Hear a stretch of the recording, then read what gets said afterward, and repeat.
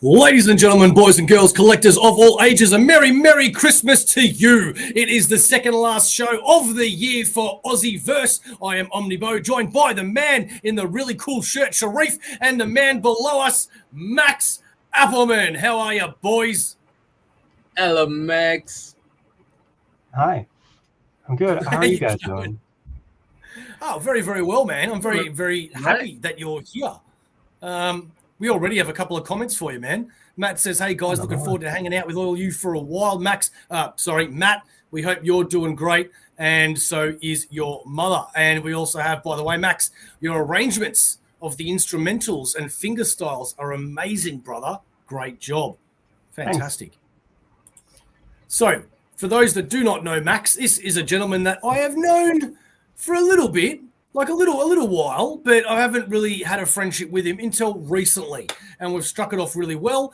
And I'm just happy that he's around, and we want to get to know him a little bit more. So as we do that, let's ask the questions: who, what, why, how, when are you, Max? When am I? I am everlasting. I'm current. I am past. I am future. I am present. I'm a gift, if you will. Well, I'm Max. I do music things. I play guitar. I write music. I arrange things.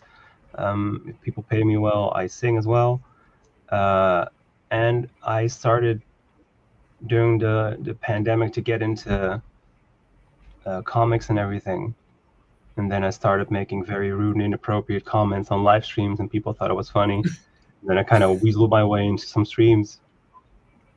That's pretty much it.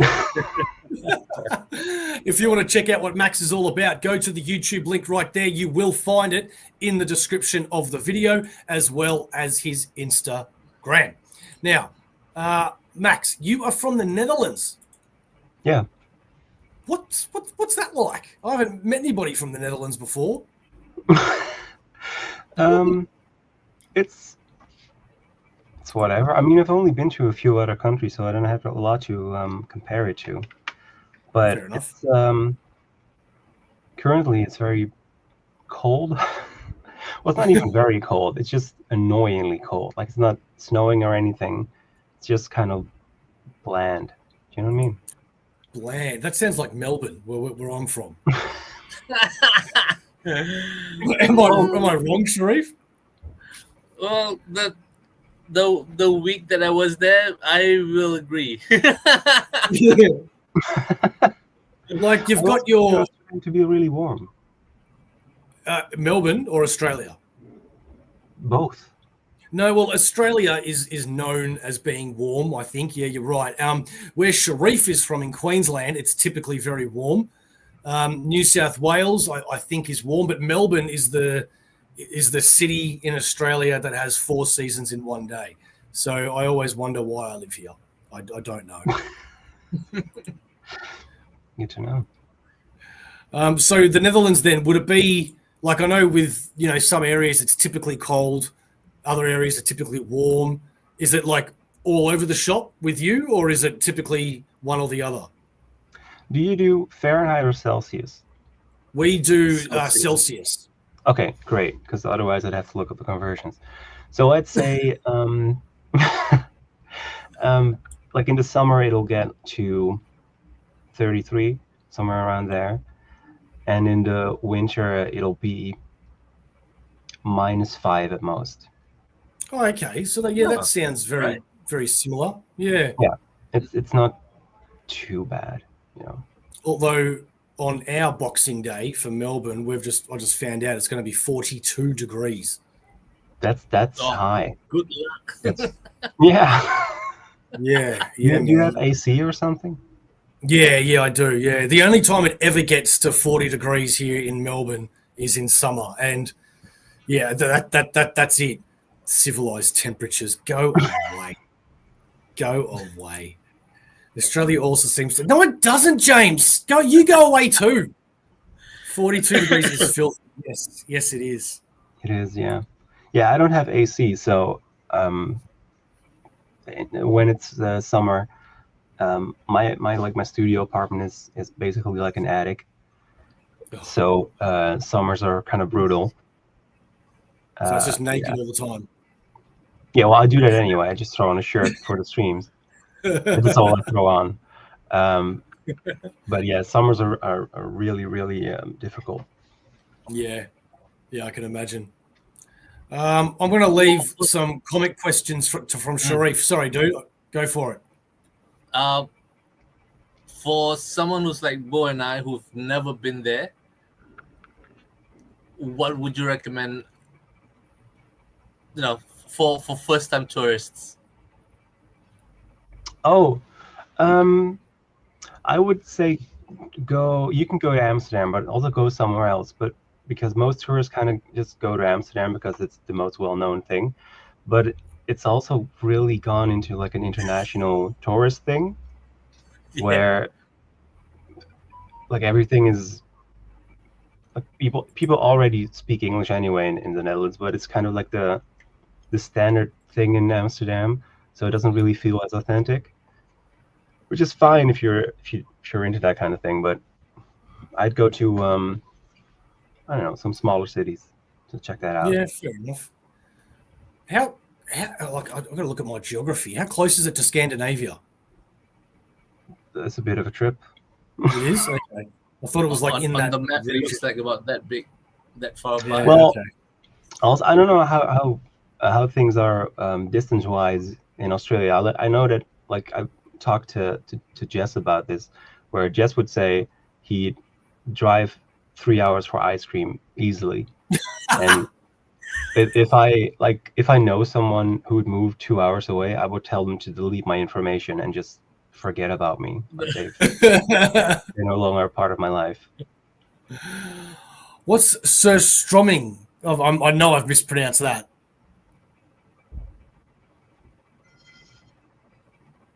I have no idea. Well, I gotta look that up. Yeah, there you go, Troy. You're wrong. Sounds like a German thing. Yeah. Okay. Well, man. Okay. Have you been traveling in Europe or overseas? I've been to America once on vacation 2 years ago when I went to Chicago. I've been like on school trips to different countries in Europe. So for one of the things we went to Prague, and another year we went to Paris, stuff like that. What do you mean by school trips? Well, one of the schools I went to was that's very Scandinavian. I'm assuming. One of the schools I went to was for a music-related thing. It was basically teaching elementary schools like music lessons for kids and everything. So before I studied music, and that was really fun. And then we'd have field trips where we field trips. I don't know how, an excursion, I guess, where we would go to a different country for a week. It does not seem appealing to me at all. It is a fermented Baltic sea herring. I think I've seen videos of this. People would just open the can and they'll yak. Yeah. Pearl. Okay. But so we would just get on a bus, because I mean in Europe you can just drive to a different country, you know. Like the Netherlands is really small, so you can just drive to another country within a few hours. So we would get on a bus and go to Prague, which was quite a few hours, like I don't know, 12 hours maybe on a bus. I don't remember. Yeah, fair enough. Well, we want to get into some comics and music. So which topic do you want to talk about first? Or actually, you know what?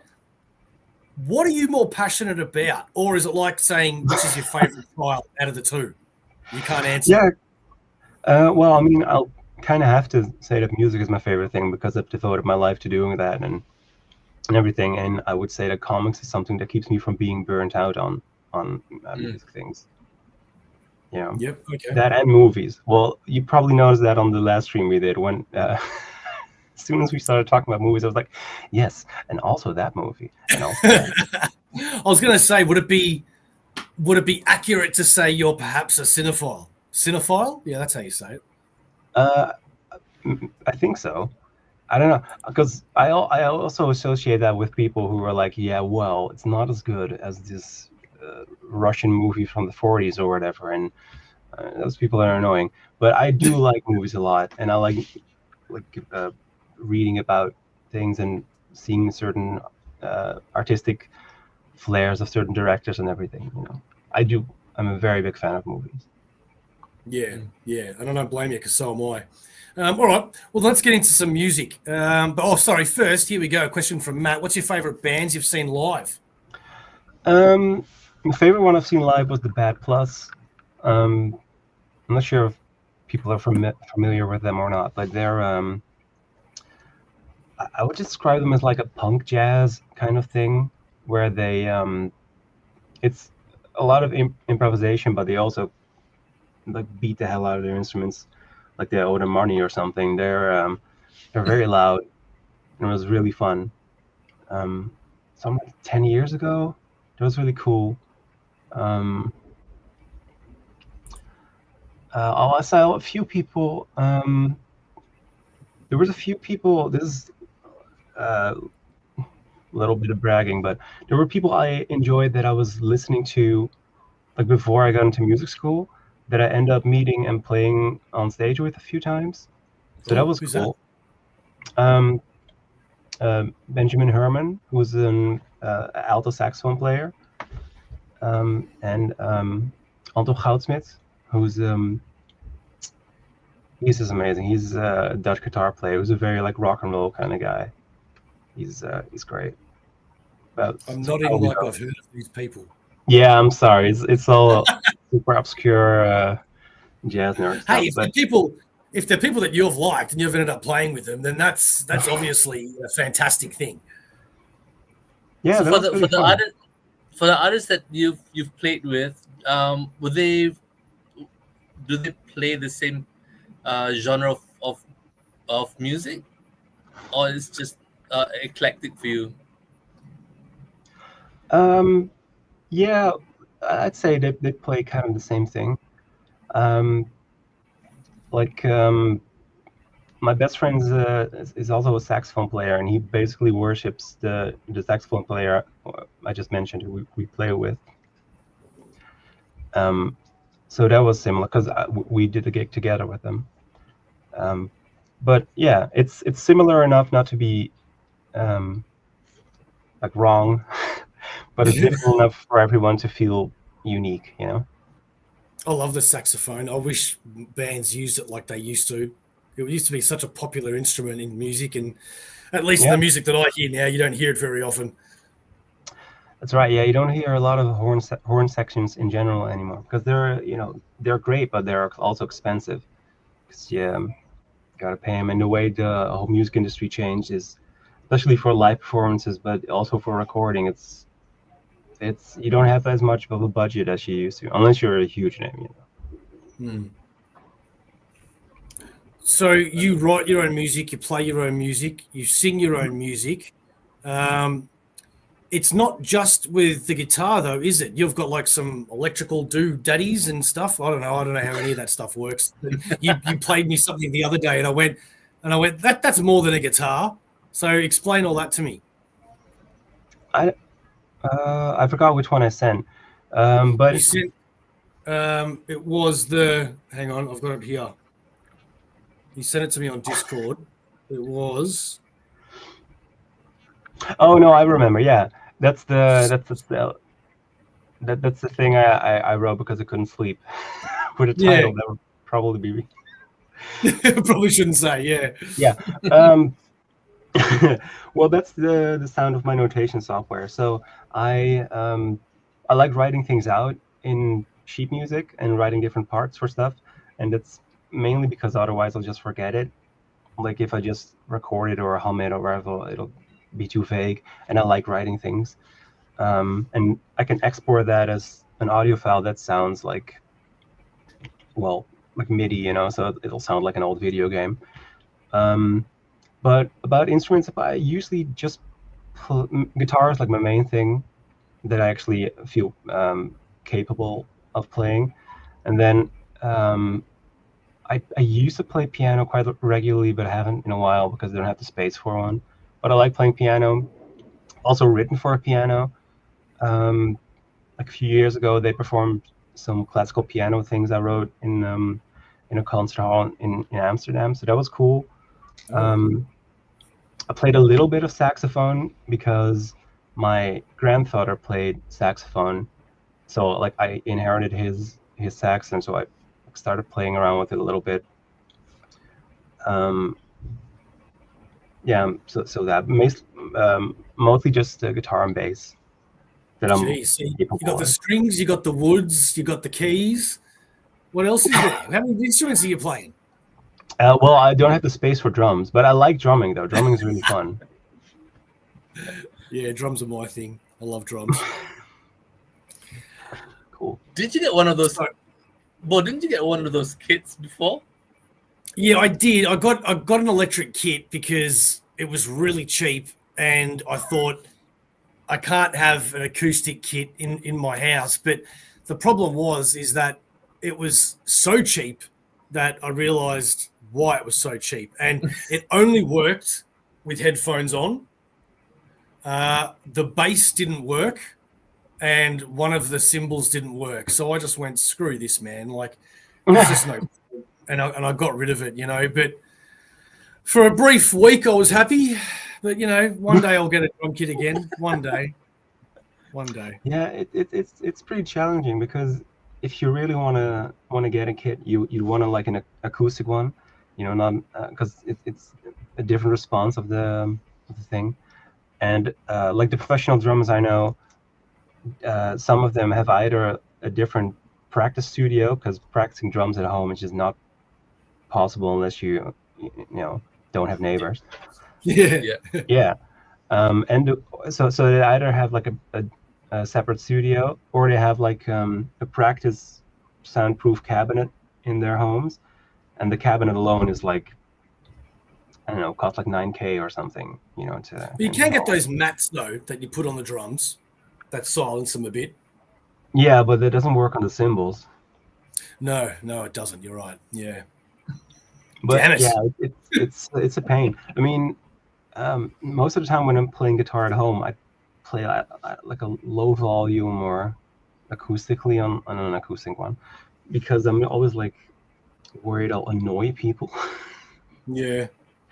Because practicing isn't as fun as someone playing a song. Like if I'm practicing something, I'll do over and I'll keep repeating till I get something right, you know, and that won't sound as fun. Yeah. Because it's work. Yeah. Wonder what other people that watch our show play instruments. Like, for example, our 4 lifers. We want to say thank you very much, guys, for actually being a part of the paid members for Aussieverse. We love you oh so much. And just remember to everyone else out there that being a paid member is not required. The best way to support Aussieverse is by liking the videos and subscribing. Thank you very much. I don't know why I did the Elvis bit at the end. Thank you very much. Anyway, so what are your favorite bands, Max? Oh, that's a tricky one, because I either listen to a band and then I'll kind of get into a phase where I only listen to that band, and then I kind of divorce myself of that because it'll just become too unhealthy. Yeah, I get that. And then I'll go between different things, and then I'll revisit something. But the band that made me start playing guitar was Led Zeppelin, because I heard Black Dog and I thought that sounded so cool. I want to do that. So that's how I got into actually playing the thing. So that would probably be one of my favorite bands. I'll do a few like non-jazz ones, and then I'll do a few jazz ones just for the jazz nerds out there. So I'd say my favorite non-jazz bands: Led Zeppelin, the Beatles, Radiohead, Sonic Youth, the Velvet Underground, and I'll go with Talking Heads. Wow. Okay, yeah, that is a bit of a mix. And then for the jazz nerds, I'll go with well, they're not really bands; they're mostly just artists. But John Coltrane, Wes Montgomery, George Benson, Django Reinhardt, Kurt Rosenwinkel, and I'll go with let's do a vocalist, Ella Fitzgerald. Yeah, sweet. I've heard all of them. Great. Are you lying, Sharif? God. Oh, they're great. Hey, I'm always envious of guitar players because as much as I love the drums and love playing the drums, we all know that the sexy one on the stage is the guitar player. They're the ones that get to that's all the fingering they're doing. Well, I wasn't going to say that, but yeah, you're not wrong. It's more the fact that, you know, as beautiful as I think drums are, and I can talk about how great drums are till the cows come home. The fact of the matter is that you can't pick up a drum kit and go and just like kill it, you know what I mean? And just make something that is sexy and beautiful and just, you know, there's only so much you can do with a drum kit, man. Like, hey, check out my paradiddle. You know, it's not the same when you have a girl around or when you're playing on stage. So, yeah, man. And I wish I could play guitar, but I inherited my father's fingers, which are like just giant sausage things. So it's just not happening. I've tried, but it's just not. Maybe bass, but yeah, not guitar. When I used to have a band, my drummer did have an electric drum kit for practice. It was a Roland V drum set with mesh heads. It was pretty good, but I know the smaller hit radius annoyed him. Yeah, it will do that. Very eclectic choice of bands, Max. Yeah, man. It is, but I think you need to, man. Like, I listen to everything, a whole world of different stuff, and I'd expect no less from you. Max, don't forget about your love for Fall Out Boy and Oasis. I feel like this is a setup. Yeah, it is. Because I don't like Fall Out Boy. Like, that's not my jam. And Oasis, I don't really have an opinion on them. I don't think they're interesting. Well, I mean, to do a kind of comment on what you just said, because people have this idea that when you're playing guitar, that, like, I don't know, like, women will just kind of flock to you after you're playing because like, oh my God, look at those hands. But no, the only thing that'll happen is that dudes in their 50s and 40s will show up asking you what kind of pickups you're using, which is just like, oh. You're playing at the wrong pubs. It happened literally, like, what day is it? It's Monday. So 2 days ago, I did a Christmas solo guitar gig thing, which was really fun. But like between songs, as I'm just finishing one, I was looking up, and then like 3 dudes were standing in front of me. So like, hi, I'm at work right now. What can I help you? And then it was, yeah, how do you get your sound like that, man? It's like, well, I plug in my guitar and then I'll play something and I'll turn the knobs till I'm happy with how I sound. You know, I'm not sure what they expect me to say when they ask me stuff like that. Like, well, you know, I went to a cave once. I saw a magical lamp, and you know, it's I got it hit by gamma rays. Yeah, guitar gamma. 6 and 12 string, Matt. That's cool. Do you just play a 12 string? Cool. I don't have one. No, I've played around with them a few times. It feels very confusing for my left hand because are you familiar with what a 12 string does? Yeah. Well, I know what they are. Yeah. Because they double every string basically. You know, like they're so for your left hand, instead of pressing down on 1, you're always pressing down on 2. It feels kind of weird because it feels that there's less space between the strings. So it feels messy, but it's a cool thing. Yeah, fair enough then. Okay. So is it true that if you're a good guitarist, you can be a good bass player? Because I know it's not true the other way around. But with a guitar, can you play a good bass? Well, I wouldn't say it'll automatically make you a good bass player, but you'll be familiar with the instrument because the notes are in the same place. But it's a very different technique. Like when I'm playing guitar, I'll well, it's just a different right hand technique mostly. When I'm playing guitar, it's mostly this or this. If I'm playing hybrid picking with bass, it's more this. You know. Yeah. Slight difference, but it's a different thing. 12 string is a fuller sound, more like a harp, but the fingering is when you start. There's a joke there somewhere. I don't know. I don't know where. Somewhere. Okay. So how many guitars have you got? I think I have 9, but I'm not entirely sure. But I'm not entirely sure. Yeah, I think I have 5 here. I dug up one yesterday that I kind of forgot about. That sounds like such a privileged thing. It is, but I just haven't used it in a while because maybe it'll show up on camera or not. Let's see. We can make it bigger. I'm sure you can. So this is the one I dug up. This is one. I got Gibson? this. No, I wish. This is an Epiphone. Oh. Otherwise, it wouldn't be dug up. This would be protected at all costs. But I got this as like a graduation present when I was 16, I think. Yeah, it's Les Paul. It's a Les Paul custom with 3 pickups. So it's called a Black Beauty. It's a beautiful guitar. It's really cool.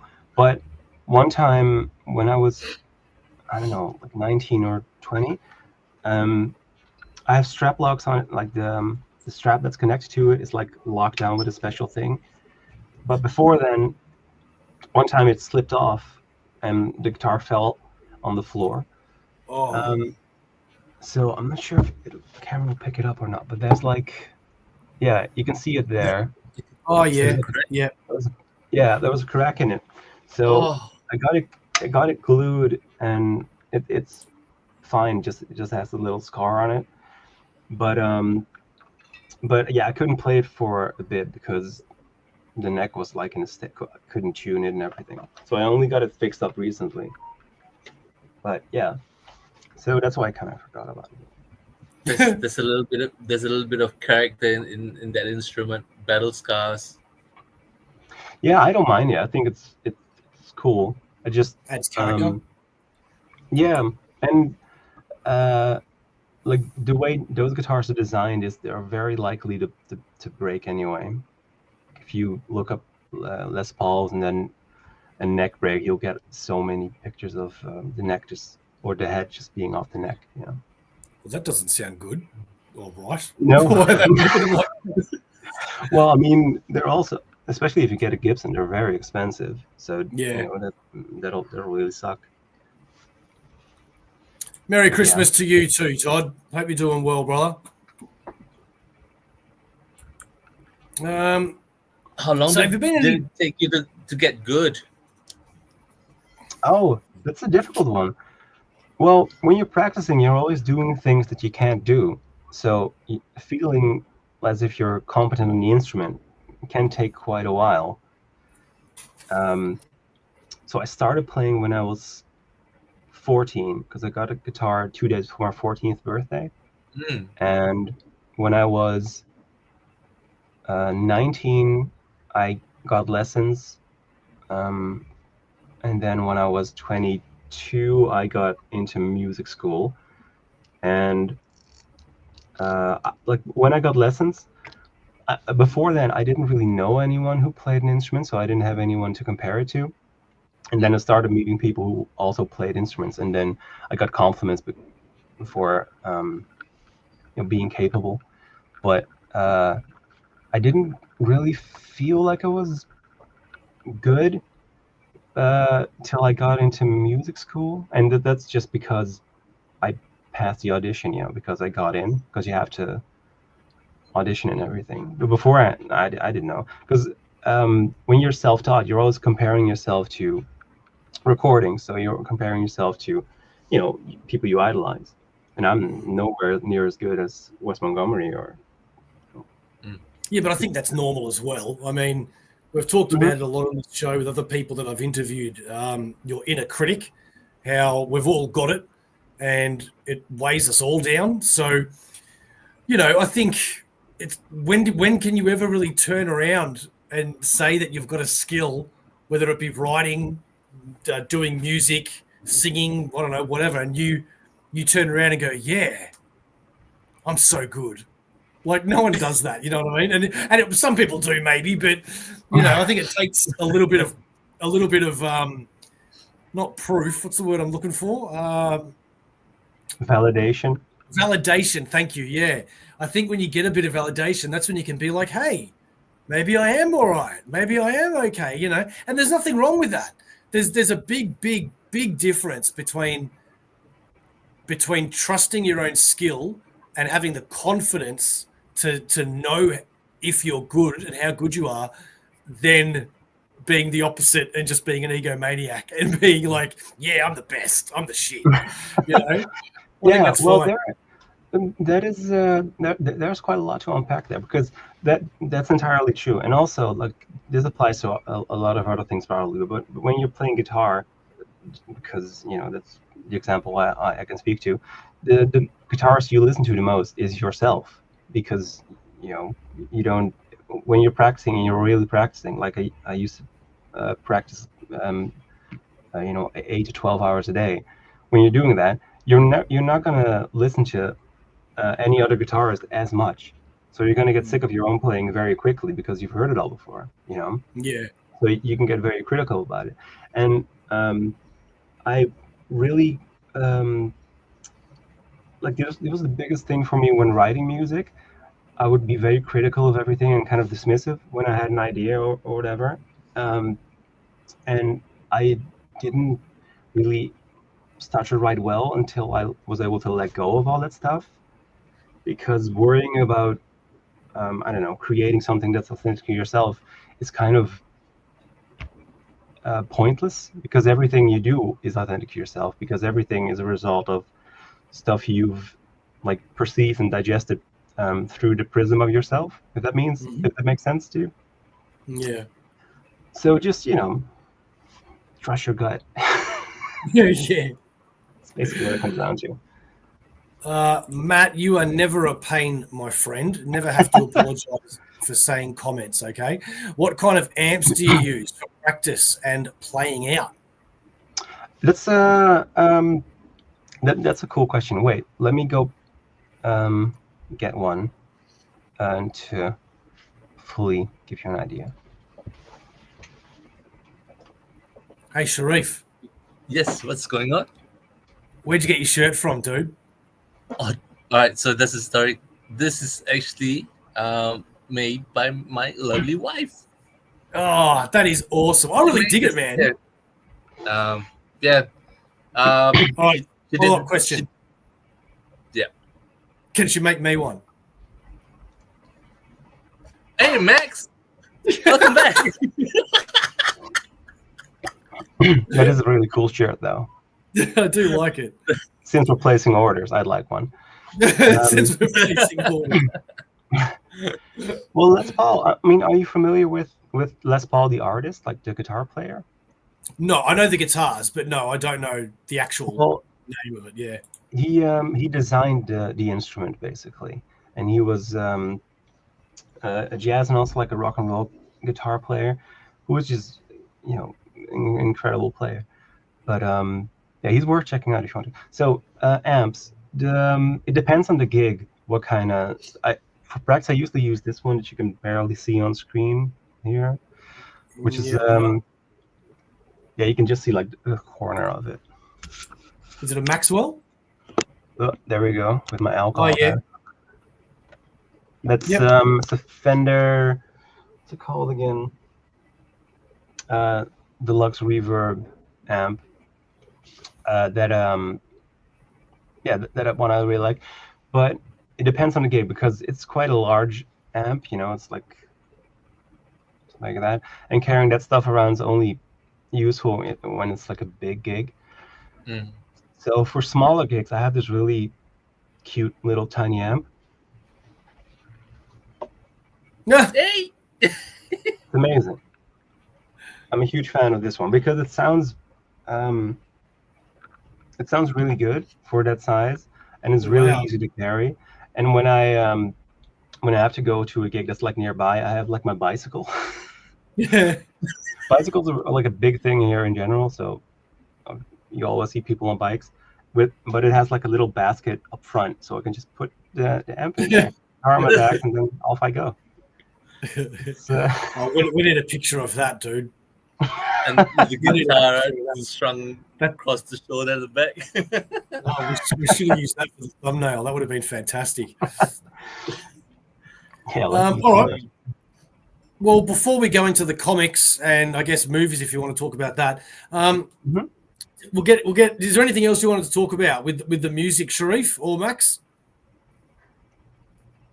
Probably it's a segue into the movies as well. So, Max, with your music background, when you watch movies, and any particular one that has really, really good soundtrack, do you get distracted and you just tune into the music and forget about the rest of the movie?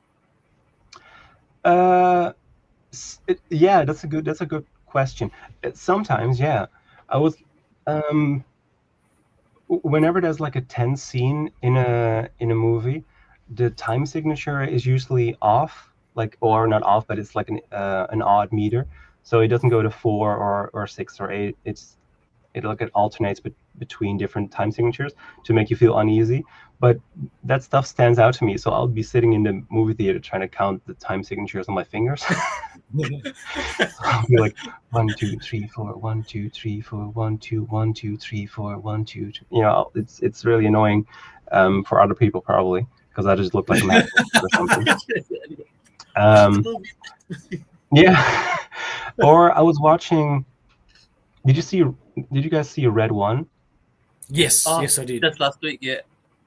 There's this bit in the score that's so close to the Jurassic Park score that it pulled me out of the movie every time it came up. Oh, okay. You know? Yeah. There's like something, I forget exactly. It's like da da da da da. You know, it's like slightly different.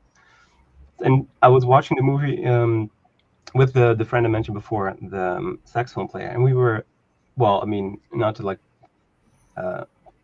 crap on the movie, but we were the only ones in the movie theater.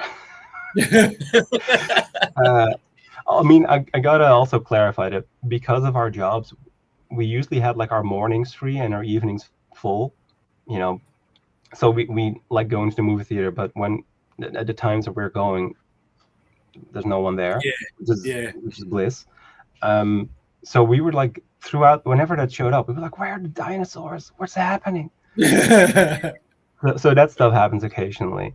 It does, as you wanted to segue into comics, I can't listen to music when I'm reading, because I'll think I'm reading, but then 2 pages in, I'm like, I haven't really taken in any of this information, because I'm just listening to everything I'm hearing, and then I'm like, oh, that's cool. That's a cool call. Yeah, I can't do it. I can't do it at all. I get, if I listen to music while I'm doing anything, like maybe except maybe the dishes or cleaning the house, I'll be too busy listening to the music. So before we do go into the other subjects, then why don't you? Is there something you'd like to play us, just so we can prove that you're not full of shit? And we can actually do the part? I can play you a Christmas song if you'd like. Sure. Cool. Just let me know if you can hear the guitar well or not. Let's see. Not knock over my water.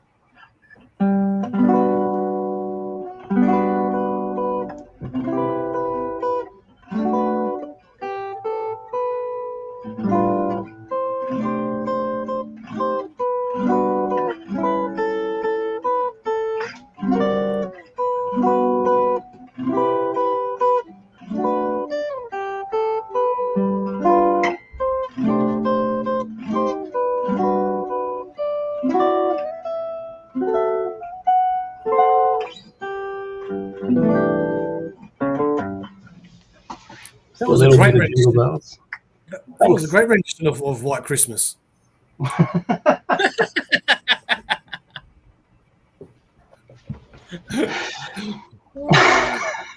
don't know what this means.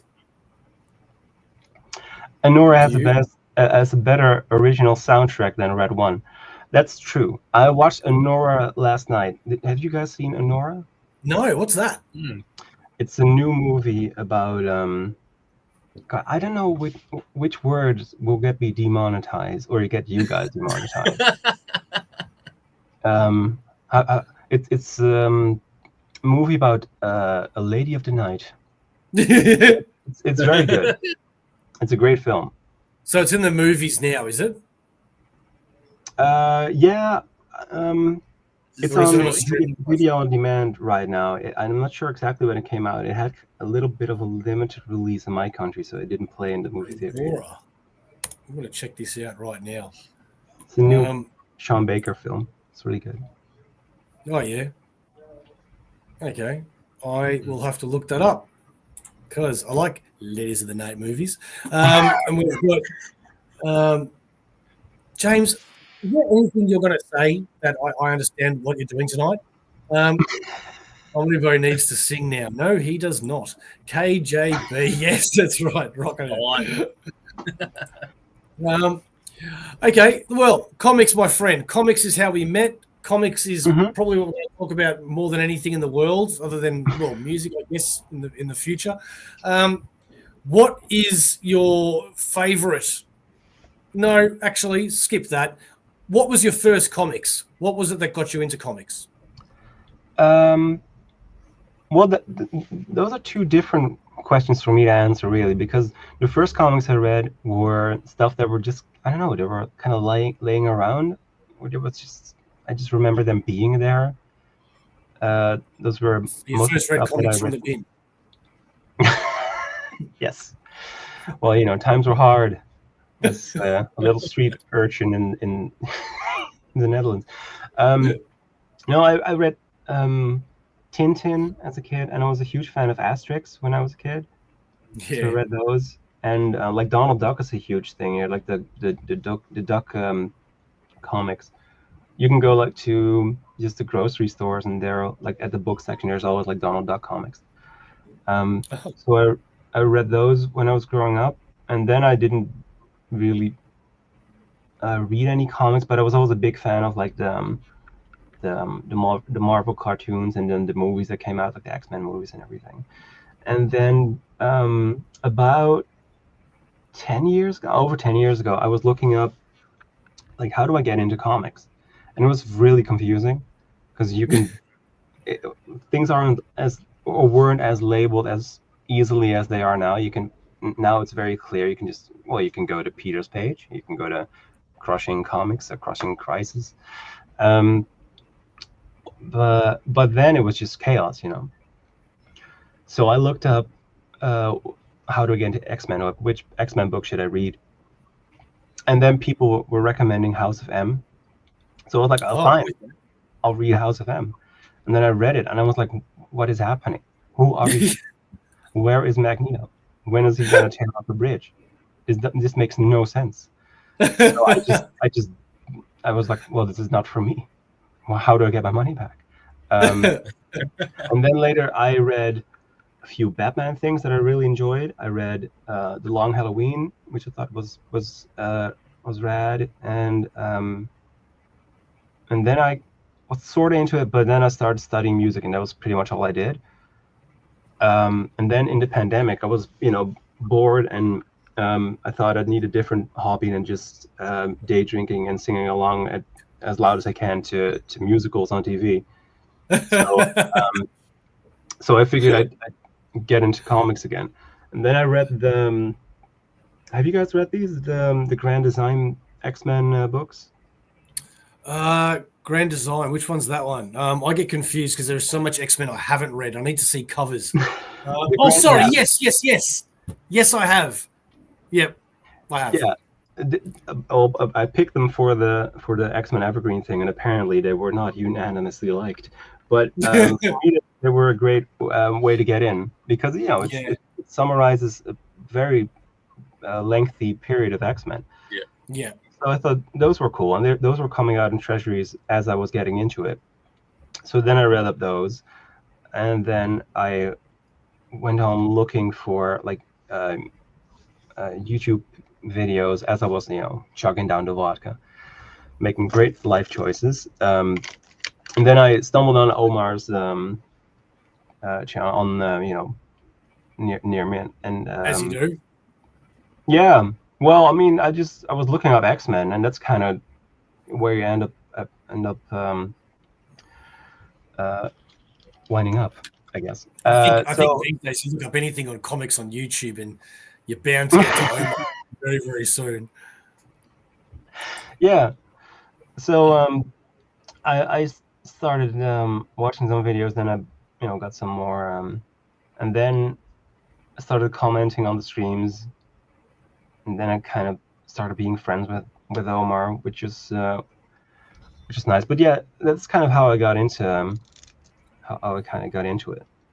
Yeah, right. Okay, so you haven't really been reading for that long then? No, not really. I'd say I've been collecting for maybe 3 years now or something. Oh, okay. Yeah, you're just a baby then. Yeah.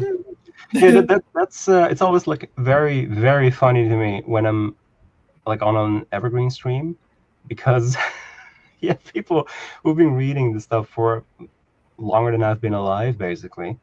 Yeah. They're just sitting there, and I'm just they're very critical, and I'm just sitting there going, well, it's nice to be included. Thanks for my mom will pick me up when we're done. Just, actually, I just realized I don't know how old you are either. How old are you?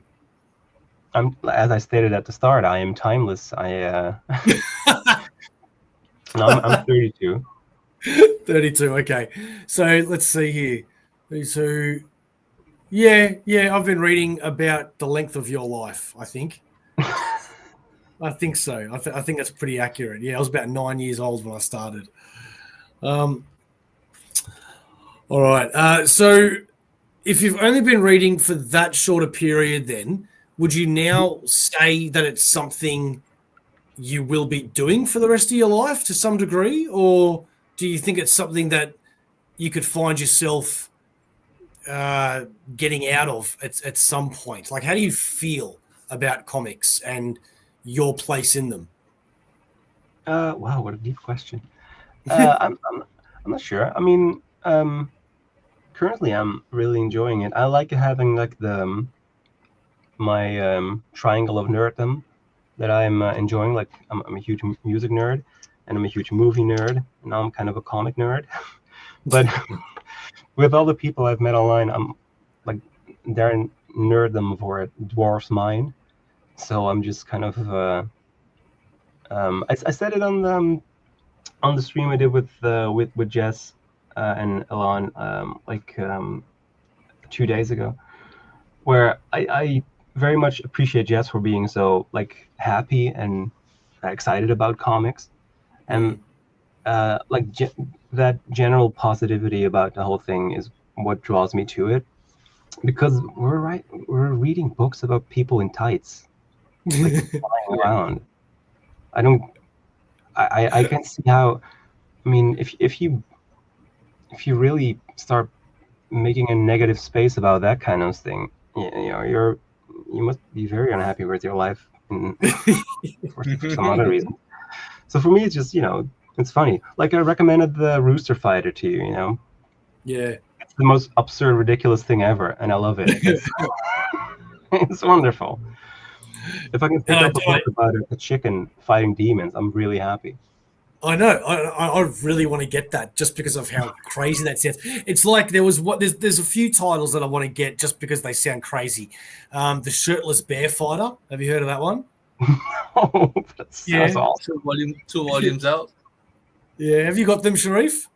No, been meaning to get them as well. So I want to get that because that just sounds great.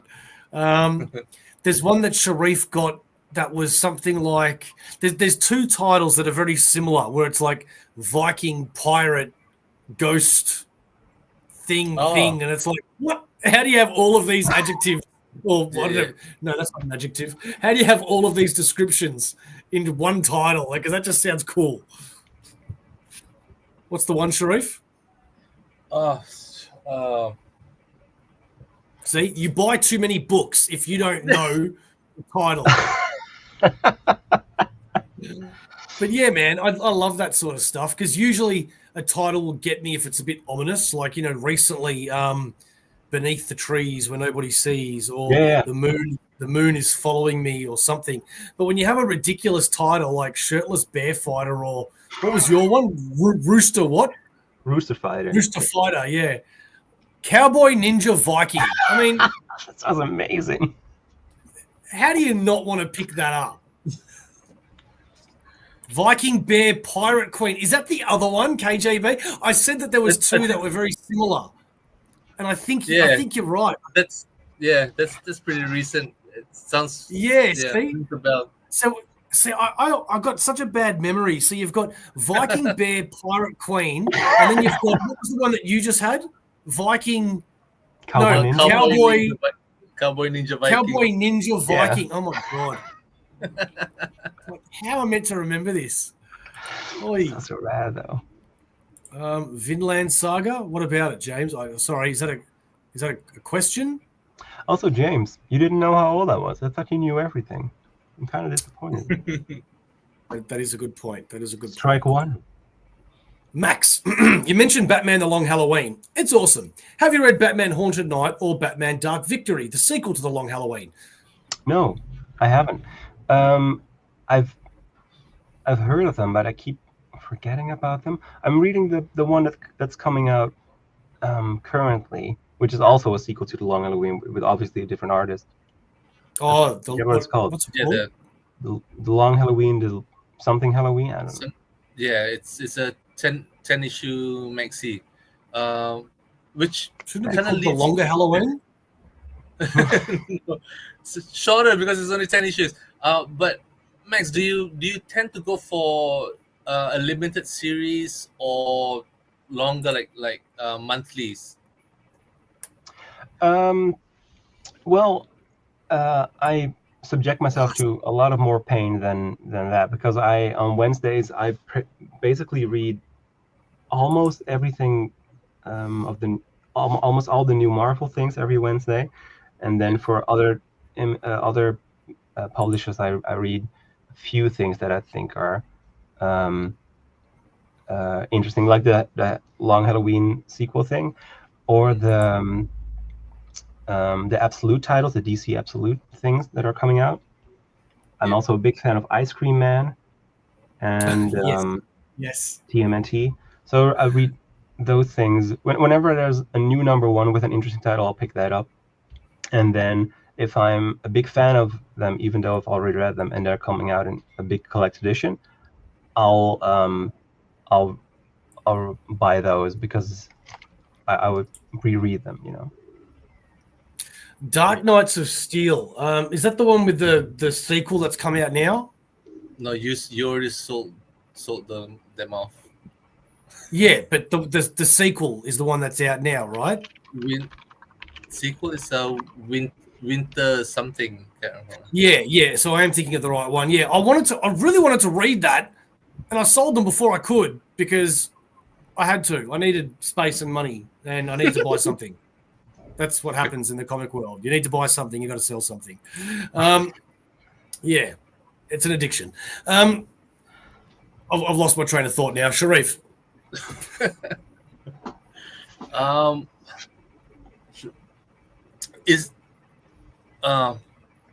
don't know. Is there? Do you have like any particular format that you prefer? Yeah. Well, I really like the oversized hardcovers because they're easier to hold and they're a very nice addition, So I prefer those. So I have like Immortal Hulk in all the OHGs, but I don't want to sell those and get the Omni because I kind of prefer this format. It's way easier, comfortable, Mm-hmm. So it's either that or probably Omnis because I do prefer the hardcovers than the paperbacks. And that is the right answer. Look, I think that's the right answer as well, but it's very, very hard to argue with people that give you the logic behind owning trade paperbacks because they are easier to take. They are more affordable. There's a lot of good reasons to buy trade paperbacks. But each to their own. Yeah. And trades are much more, more recent than a thick collected editions. Whereas in Omni, you might need to wait a year or two after the last issue comes out. But trades every 6 months they'll come out. James, go home. You're drunk. Like that's Probably. You're usually on top of everything, Max. And tonight, I don't know if it's because it's early for you, or because you don't want to wake your parents up or something. I don't know what's going on, but yeah, you're not up to your usual standards here. Max likes them hard, not soft. And he's back. Okay. I'm curious because I didn't realize you'd only been reading for about 3 years or so. So I've got some questions that I'm curious about, and that is, I think after you read for a while anyway, but obviously it can change. There's no rule about it, but you do have your characters or teams that you're like, I'm going to read these guys or girls forever. These are my go-to. You know what I mean? Like mine is Spider-Man, Punisher, Venom, Thor. I don't care who's writing them. Fantastic Four. I'll always read them, right? Do you have issues that you feel the same way by now, or do you just go with certain writers that you like, or how do you distinguish which books to follow monthly? Well, that's a very good question. Well, when I started it was because I got into X-Men, so I was like, I got to read all the X-Men stuff. And when I started reading, it was just the start of Krakoa, So I was reading the Hawks box, and then started reading all the Dawn of X trades, and I was really into all the X-Men stuff. But because I started reading all the Marvel releases, and because the whole X-Men thing has changed since Krakoa isn't a thing anymore, I was talking with Peter about this the other day, where I'm not really, I guess, excited about the X-Men books as much as I am like about the current Fantastic Four run, or the current Ultimate Spider-Man run, or the current Ultimates. Or is that since Krakoa, you mean? Since the end of Krakoa. Yeah. I was really into it during Krakoa, and now I'm not the biggest fan of the current X-Men run. So I got in because of X-Men, but now I'm way more into Moon Knight or Doctor Strange, or like the Immortal Hulk run, which I thought was excellent. Yeah, well, maybe it's because you like a certain style of either writing or story, because I do get what you mean. It was very hard for me to get into the new X-Men because it was so different, presented so differently than Krakoa. And I think, because I said this on another stream recently, I think after issue maybe 4 of each title, I've now started to get into them a little. But it is a little hard. I've got to admit, it is a little hard to get into it after Krakoa. Yeah, well, especially when they're starting out, it takes a while until they take shape, till you kind of know what kind of book it is. And now I have a pretty clear understanding of what they are, which I like and which I don't like. So I still read all of them because I'm a masochist when it comes to that stuff. But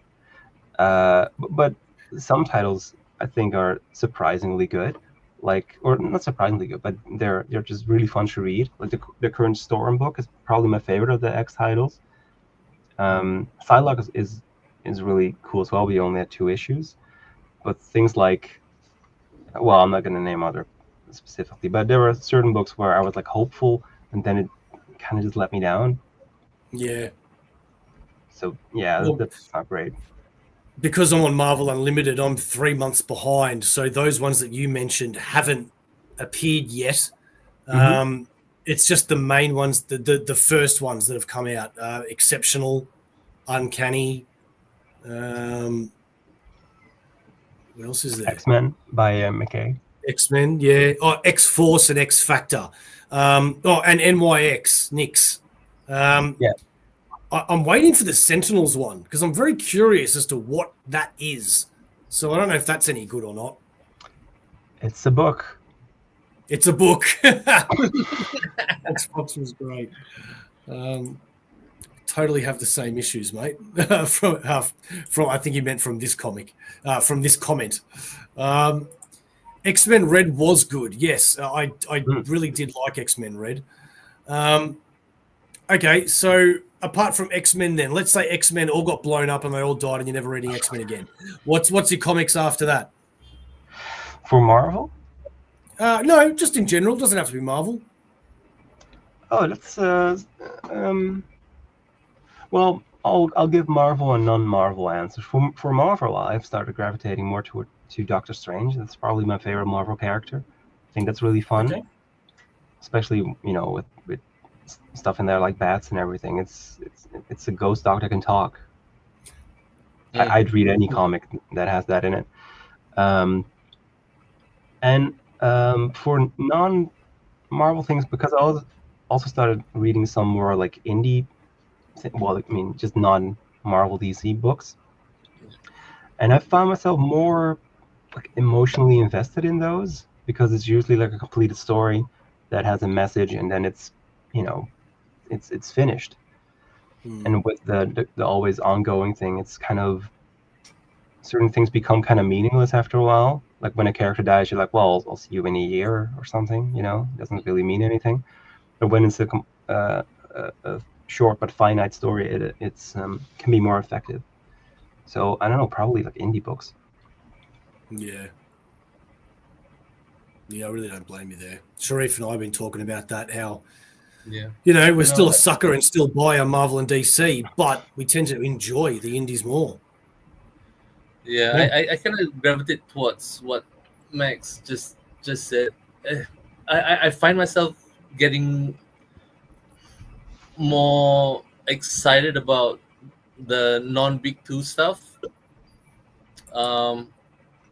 And for exactly the same reasons that Max said, it's 8 issues, 12 issues, or 15, and then the whole story's done, and on to the next. Where else with the regular monthlies, you need to have a certain stamina to keep up, and then also a certain level of loyalty, because not all runs are going to be spectacular. Not all writers are gonna hit it out of the ballpark.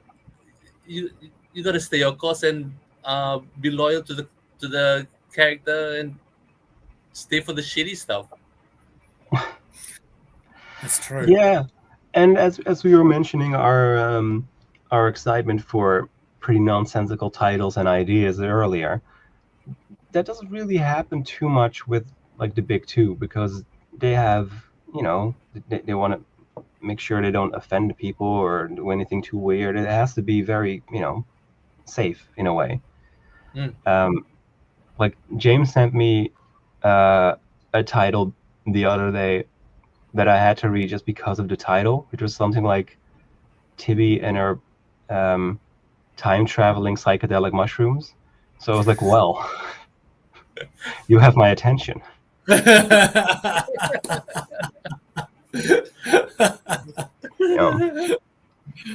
think that's a lot more interesting, or that'll grab me and pique my curiosity way more than Wolverine's in the snow again, being a bit grumpy. You know what I mean? Oh, but it's also, I mean, I'm still like a new reader to so I'm not like fully jaded on things like that, but I do get it that like any comic can be someone's first comic. So when people are starting out and they're familiar with the characters to a degree because of movies or anything, you don't want to stray too far from that, because other new customers, readers, won't be able to latch on. But it's also kind of how are you able to develop a character? Yeah. If you can't really do anything well. Embarrassing. This is my hole's been showing the whole show. We don't need that. Yeah, look, one of the things, I don't know if you've noticed this, because it's only been 3 years, but as much of a negative thing as this sounds like I'm about to say, it is a negative thing. I don't mean it in something like I'm sitting on my bandwagon screaming at the mountaintops about, but the thing that has annoyed me in the last few years with Marvel is how they've had to change their books to be more like the movies when it really should be the other way around. You know, I could give you 10 examples about things that weren't a certain way before the movies and now they are because of the movies. And that's always really annoyed me. It's been going on for so many years now that I'm used to it and I don't really complain about it anymore. But it's something that I've never understood. And again, I know it's all about money and getting new readers and I understand that, like, if somebody goes and sees Shang-Chi, for example, and they go to the old comics where they were actually rings, where today they're now rings on the arm, you know, they want it to be more relatable to the movie so that people keep reading it. And I do get it, but I just think it also, but people aren't stupid either. Like, you don't need to make things so much the same. It's the same argument that I've had whenever a license has turned around and said we can't have Batman in Smallville, for example, because they're making Batman movies and they only want one Batman at a time because audiences will be confused. And it's like, no, they won't. Audiences will not be confused. We're not stupid. They know there can be a Batman in a TV show. There can be a Batman in a movie. It doesn't mean there's two Batmen. I don't know what's happening. I just don't. I've never understood that mentality. I might be completely wrong. I think sometimes with indies there is less constraints on the characters. That's true because of their known history in DC and Marvel. In the indie books, they were completely open to create that character and story. That is correct. Rad likes Sam and Twitch and Tibby and her time-traveling psychedelic mushrooms. Yeah. That sounds fantastic. Well, I mean, I to comment on what you just said, the whole Marvel wanting all the synergy to, you know, between the movies and the comics it can be really annoying. There's the last week the TVA issue 1 came out, which was written fine, but it had all the likeness of the actors that were in like Deadpool and Wolverine and the Loki TV show, and it's like, well, this is just reminding me of those shows now, and this isn't taking place in that era. In that like universe thing. I don't think anyway. Yeah. So that's just I'm. What am I reading? So that's a little annoying. And yeah, what Matt just said, that, well, sometimes you'll have a story published by them that's like set in that isn't canon. So that could be really fun and could have great things, but then we get books like Trouble. We're not talking about Trouble. Well, it's just, you can do anything, and then you choose to do that kind of thing. You know, it's very surprising and confusing to me. Yeah. But comics have got a comics, right? And I mean, I know that we're kind of straying into negative territory. While I earlier, was saying that isn't something I enjoy, but it's it's fair to be critical about these things, and there are a lot of things that I do very much enjoy. Oh, it's within that season? Okay. Yeah. Without Loki, yeah. Yeah, right. Okay, well, that makes sense then. How do you feel about the Marvel movies, TV shows, and all that in general? Well, I was very invested in it before I got into comics, and now I just I still watch them, and I'm reasonably excited. But I used to be like a huge nerd when it comes to them, and now I'm just it's fine, I enjoy them for what they are. I think some are way better than they were received to be, because there was like this I don't know, it's like cool and hip and trendy to hate on them. But for example, I really enjoyed the Marvels. I went to see that twice. Thought it was great. But people seem to, not be as big of a fan of it. The thing that made me hopeful, which is the great word for it, was seeing the new Superman trailer. I was just about to bring that up. Well, because we finally had color again in these movies. That's cool. Because my biggest issue with there's been quite a few iterations of Batman now in movies, right? And the first one I saw were the Burton films when I was like very young, and I still really enjoy them because they're like a gothic fairy tale type of feel to them. And I like how artificial Gotham looks. Like it feels real enough for the movie to set in, but it also feels like very much like sets. Like in Batman Returns, you have Penguin visiting the grave of his parents, and then accidentally bumping into a tombstone, and you kind of see it wobble. And I think those things are kind of charming. But since the Nolan films, the Batman Begins and Dark Knight and everything, things that, I don't know, people just kind of want to make Batman as realistic as possible for some reason, which is dumb. I mean, if you want to make Batman as realistic as possible, it'll literally just be an overly privileged, wealthy man beating up people who are probably mentally ill. So that doesn't make for a very entertaining movie for me. It's make things fun, like comic books. So I'm excited because of the Superman thing.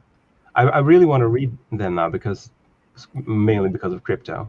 It's like, cool, there's a super dog. Hey, I just saw Craven today. Have you guys seen Craven yet? No. Not yet. I'm scared too. It's okay. Like, there's a lot that I didn't like about it, but it was better than Morbius. It was better than Madam Web, and it was probably better than. It was definitely better than Venom 2, maybe Venom 1. So it's actually up there. It's actually up there. But I am saying it after only seeing it once, and I really need to see things twice before I give my real opinion. But I think the reason why I liked it is because, without spoiling anything, the end went in a bit of a direction that actually got me a little bit excited. And I'm like, oh, I kind of wish they'd make a sequel to this because I want to see where it goes. And I don't think they're going to. So that's really annoying. Well, I might go see it. I might go see it in the movie theater where my friend gets back. My friend's currently in Japan, but we have like a subscription to the movie theater. I don't know if that's the thing where you are, but no. I pay like $20 a month, and then I can just go an unlimited number of times. That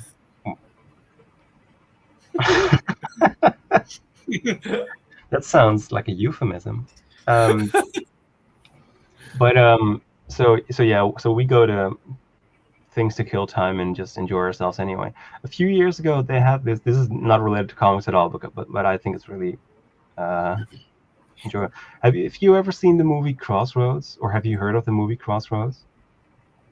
Wow, that's such an easy title. I'm like, I don't know. Hang on, Crossroads. Well, there are two movies called Crossroads that I'm aware of. One is like 2002. Yeah, that's one. There's an earlier one. It's like a guitar movie from the 80s, I think, or the early 90s with Ralph. Crossroads, Britney Spears. Yeah. Oh, yeah, that's the one. Oh, so I think I watched it once.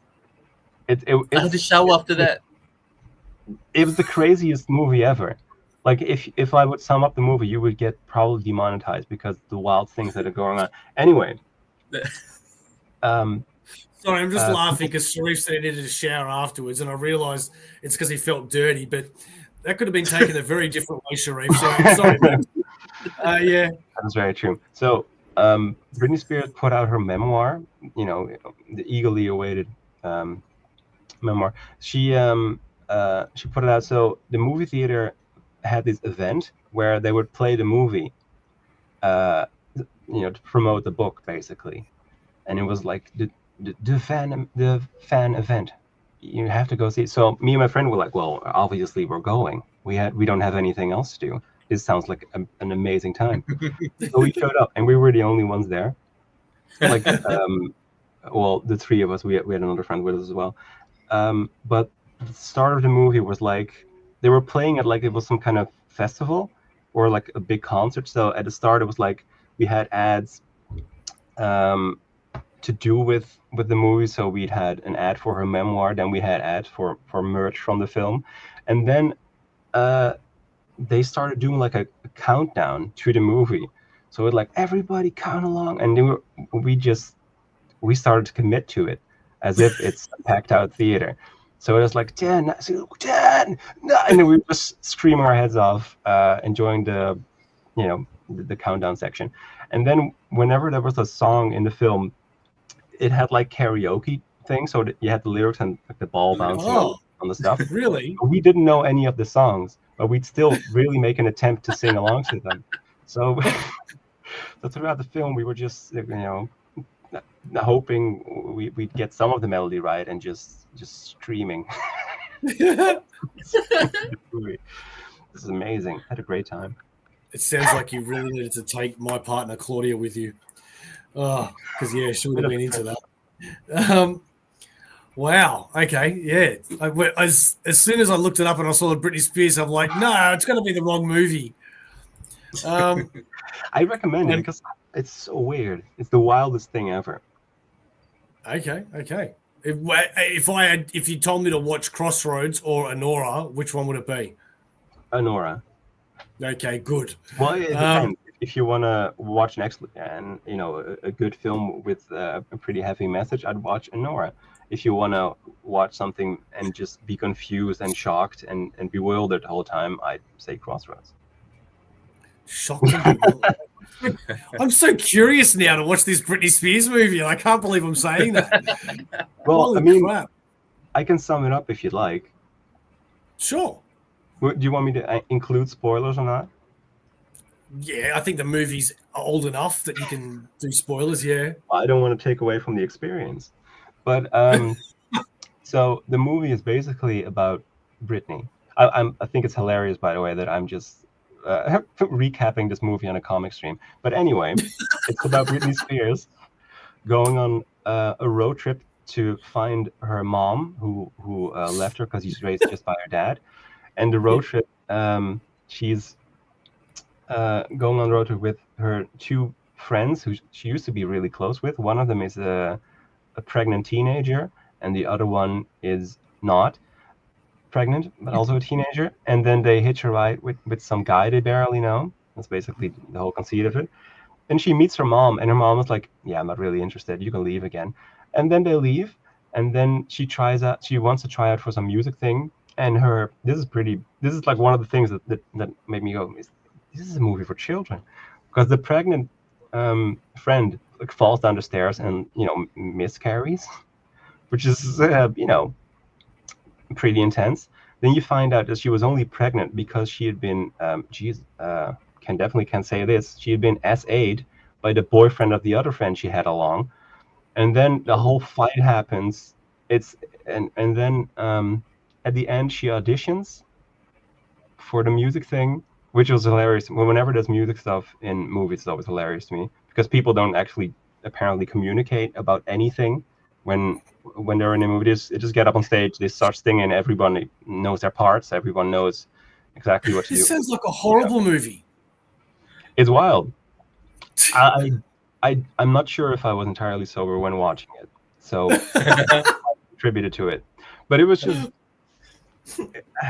it's just the wildest thing ever. I think at the end she didn't even like do anything with the music thing. I don't really remember.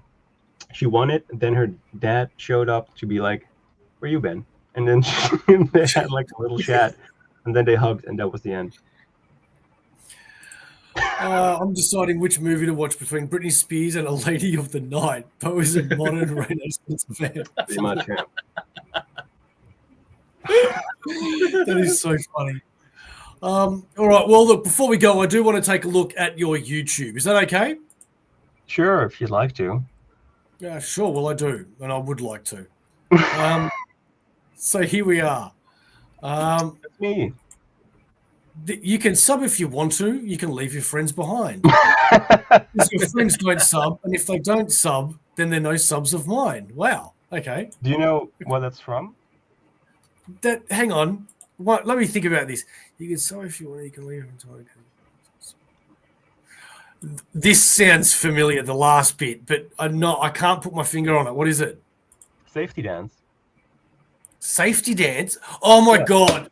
Oh my Yeah, god. That is right. Leave your friends behind. Your friends. Sub 1, 2. Oh, I forgot I put that there. You smart ass. Yeah, Okay. I think my videos are pretty it's pretty hilarious because I don't like I just throw them on there just because I have safety dance. Good job. Wow. That made me happy. But I just throw them on there just so I'll have a place to put stuff I've worked on. Just it's kind of like just a for me thing. But I had one video that blew up. Did you? Which one? Yeah. Ciao Papa. If you click on popular, it'll probably Oh yeah, you did too. Wow. That was very interesting to me. I love Mondays.com. Shush. Me too. Hang on. Well, I was I watched the Pinocchio film by Guillermo del Toro, and I thought the music in there was really cool. The music was done by Alexander Desplat, and I'm a huge fan of his, and I like this song, so I figured it out, made an arrangement, and recorded a video.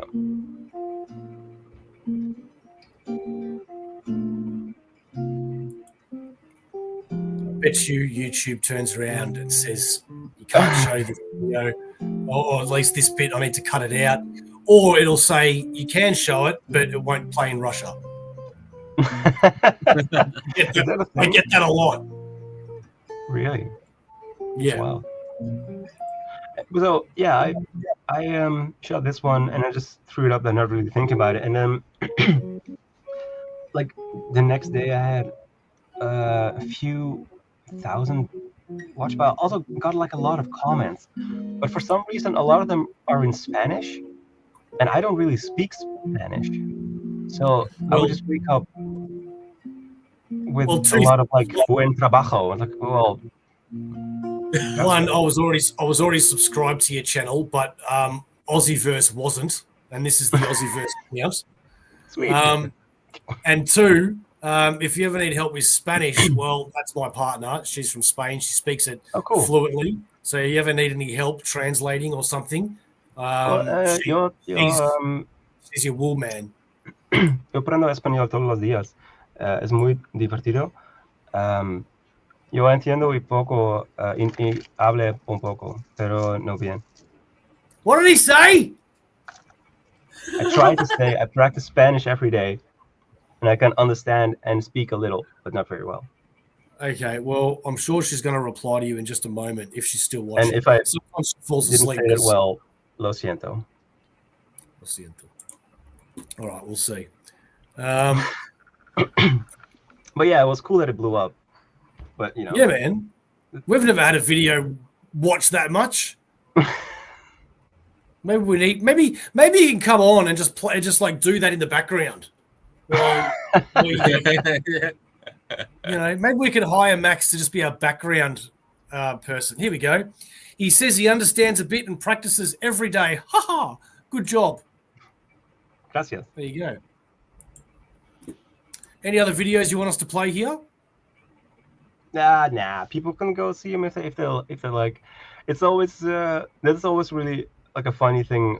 As I mentioned earlier, like when I go like in an evergreen stream, I think it's hilarious anyway because I haven't been reading that long. But also when people introduce themselves, they're always like, "Yeah, I've got my website. You can follow me here, and here. I talk about comics or I've worked for such and such, and it's all like, big things. And for me, it's like, man, if you want to follow me and watch guitar videos, that's cool. But I mean, if you look closely, you can see like an action figure in the background, but that's about it. Where'd you get this picture from? I've been meaning to ask you that. Oh, well, I have the poster somewhere. It's a friend of mine made it for me for a gig I did, and I had to make posters. So if you look at the picture, it's like the side and the front of my face at the same time. Oh, okay. I'm not sure if can you pull it up, or I can show it on my phone. But yeah, no, I can. Hang on. I just got to log back in again. Max. Here we go. Oh, shush, ad. Okay.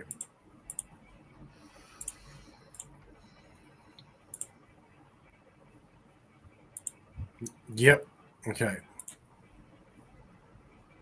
yeah, so if you can't really see all of it, but you can see like I'm looking straight forward, but like the side is like the side of my nose and I see it now. Yeah. Yeah. It doesn't really show up very well when it's like on a small YouTube thing. Yeah, it is on a thumbnail as well. Yeah, it looked really cool. You've just changed the way I see this now. Sweet. You have. To me, it was always half a face. Now I'm looking at it, and it's your profile. Yeah. So I think that's really cool. So I I designed it. Like I made like a sketch, and I put on the told her which colors we want and everything, or I want. But a friend of mine does like professional art. So she designed it or she made it. It's really cool. See, man. Yeah, no, that is really cool, man. Is there anything else that you want to cover? Like cover songs? Well, I don't know. We've pretty much covered all of it, I think. Movies, music, comics. That's pretty much it. I very much enjoy the whole positive community that I've stumbled upon. Yeah. Me too, man. It is really cool, isn't it? Yeah, because I don't like all my real life friends are working musicians, and they don't really sit around to read comics. They go out and do things that are more questionable. So I don't really have a lot of real life people to chat with comics about. Yeah. So it's nice to have like an international group of friends with which I can chat about these things. And I feel the same way, because otherwise, look who I'm stuck with.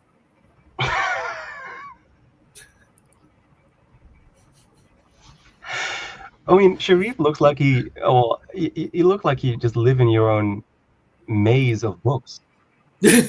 No, he's actually done it very, very smart. Where, like, I'm trapped, right? Because mine is just the walls, like that. Where Sharif has actually been smart, and he's put them like in the middle of the room as well. So he's got like on both sides, and he can have twice the amount of books in his room. Yeah, he's so cool. Looks like your head's about to be taken off by the fan. Yeah. Which adds excitement. Which does. Yeah, see? That's so cool. I've got to. Cool, yeah. I think I might have to do that as well at some point. Very, very soon. You can see the bookcase behind me, like the brown bookcase there. Yeah. That's I made that with my dad. My dad does like woodwork, that kind of stuff as like a hobby, and he's very good at it. And I was like, oh, I need a bookcase. So we made it together. It's really heavy, like it's solid oak, so it weighs a ton. Yeah. But that's also like open on both sides, which is comes in handy. Yeah. Is that a hammock? Yeah. Oh, I'm jealous. I've always wanted a hammock. Well, I as I said, my apartment is like an attic, so the half of it is like the what do you call it, like a slanted roof type thing. Yeah. So there's like the rafters. Yeah, well, one day I realized I had like attachments for a hammock. So that was like the metal things where you can attach a hammock to were already there. So I showed up. It was like years ago. I think this might have been like 8 years ago or something. I went to school, and I was always like friendly with the people who work at reception at school because I'm not a jerk, and because well, some people can be really rude, but I'm just nice and ask how their day is going, and then because they like me, they'll like give me practice rooms when I'm when I'm actually not allowed to practice, because you only, it's the whole thing, but you can only practice for X amount of hours per day because there's a lot of students who also want to practice, But anyway, I got along with them, so I show up, and Wilma was there. I love her. She was like an older woman who worked at reception, and she asked how I was doing. So, well, I'm kind of bummed because I found out that I'm able to attach a hammock to my roof, or not my roof, my ceiling. So but I don't have a hammock. And she's like, well, I have one. I can give you a hammock if you'd like. So, well, sure. Next day, I go to school, and there's like a little package there with my name on it. And I was like, oh, well, neat. And then and then I leave with the package, and I just instead of practicing that day, I just spent the day reading comics in a hammock. So that's primarily where I do my reading. There's always been something so appealing to that to me. I've just never lived in a place where I could put up a hammock before. But I really want to fall asleep in one and see what it's like. And I'd probably end up like, what's his name from Family Guy, that spins around and gets caught in it. But I still want to do it. It's great. I'm really a big fan of my hammock. Oh, good on you. Sharif, you got any other questions for Max? No, all tapped out. You're all good? All tapped out. Well, this is the second final show of the year. I've forgotten the date of the last show, which is the 20. Oh, thank you, Sharif. The 28th, yes. This Saturday, we are going to be going live with Rob's Fat Stacks. If you don't know who that is, well, then look it up and be surprised. Be surprised when he's on the show, because he's a great guy, and we've been trying to get him on the show for a very long time, and he's finally going to do it. So, yay. If you have enjoyed Max's time and his company, which we hope you have, please go to his YouTube and check out his stuff. He's also got his own Instagram, as most people in the world do. You can go there and check out his Instagram as well. Max, you have been an absolute joy to have around in my life lately, and especially just having a good old chat too. I really appreciate your time. I appreciate you coming on to Aussieverse and spending some time. Is there anything you want to talk about before we go? Yeah, for people who for the music thing, listen to as many different things as you can. Don't be stuck in just one genre. Just try to open your mind. There's no such thing as good genres or bad genres. There's good in everything, probably. Just have fun. You're only alive for X amount of years. Don't deprive yourself of joy in other places. Yeah, that was well said, man. I like that. Very well said. And very, very true. I agree with that. Actually, I do have another question for you. Sorry. What's Aussieverse? Oh, yeah. So I've come to learn two things in life. First is Wu-Tang is for the children, and Aussieverse is for life. That is correct. Thank you very much. Good work.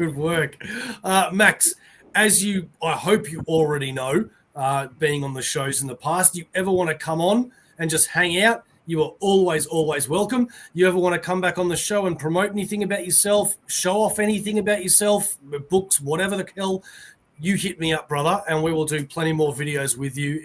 You are definitely part of the Aussieverse extended family. So thank you very much. And madam, no, you didn't make it. We're closing it off now. I'm sorry, it's the end of the show. But I appreciate you logging on and showing your digital face. Yes.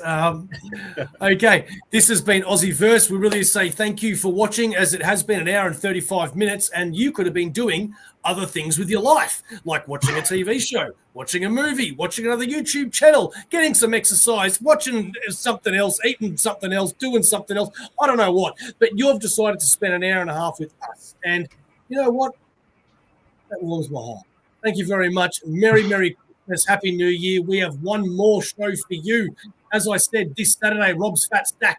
Until then, keep smiling. Aussieverse is and always will be for life. And thank you, Mother, for the rabbits.